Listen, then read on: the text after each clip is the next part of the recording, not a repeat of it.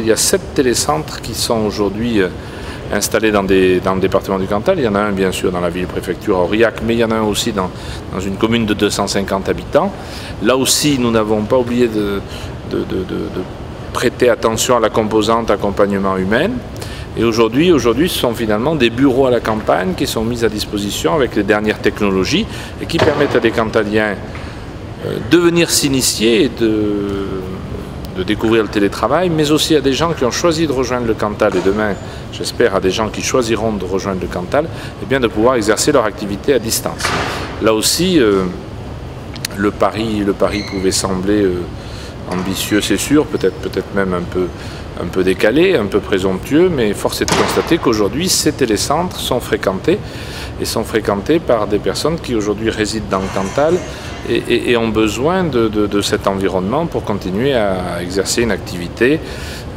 Je prenais l'illustration, je prenais comme exemple un illustrateur de bande dessinée qui aujourd'hui travaille chez lui et puis peut grâce à ses moyens mis à ses dispositions, bien rendre son travail et apporter des corrections. D'autres exemples existent, ils sont nombreux. On a par exemple des ressortissants européens qui aujourd'hui effectuent des travaux de traduction à distance. Et puis il y a aussi des Cantaliens qui peuvent accomplir une mission pour leur entreprise sans quitter leur lieu de domicile. C'est pour ça que dans la relation avec l'État, moi j'évoquais l'intérêt qu'il y aurait maintenant d'encourager le télétravail, parce que le constat est fait que la France de ce point de vue-là est en retard, puisque on a que 7% de télétravailleurs pour une moyenne européenne qui avoisine plutôt les 15% et certains pays qui sont bien au-delà.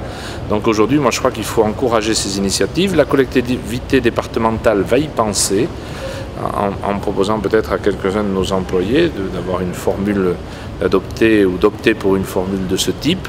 Et moi j'ai eu l'occasion de le dire dans le débat parlementaire sur le télétravail. Moi je souhaiterais que l'État se pose aussi la question de sa propre organisation et incite un certain nombre de ses agents à pouvoir faire le choix d'autres territoires tout en continuant à faire leur travail, mais cette fois-ci à distance. Je crois que ça serait une bonne manière d'inciter, parce que ça a été dit aujourd'hui, l'État a une responsabilité. Il a une responsabilité en termes de cohésion, parce qu'il faut assurer une cohésion entre toutes ces initiatives qui sont évoquées dans le cadre de Ruralytique.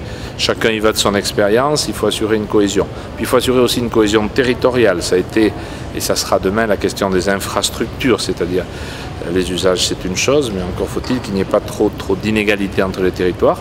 Donc je crois que l'État, il a cette responsabilité, il a ce devoir, et je pense que sur certains domaines qui sont vraiment porteurs de développement et dans la période actuelle d'emploi, je crois qu'on doit aller un petit peu plus loin et l'État doit pouvoir encourager les initiatives de ce type.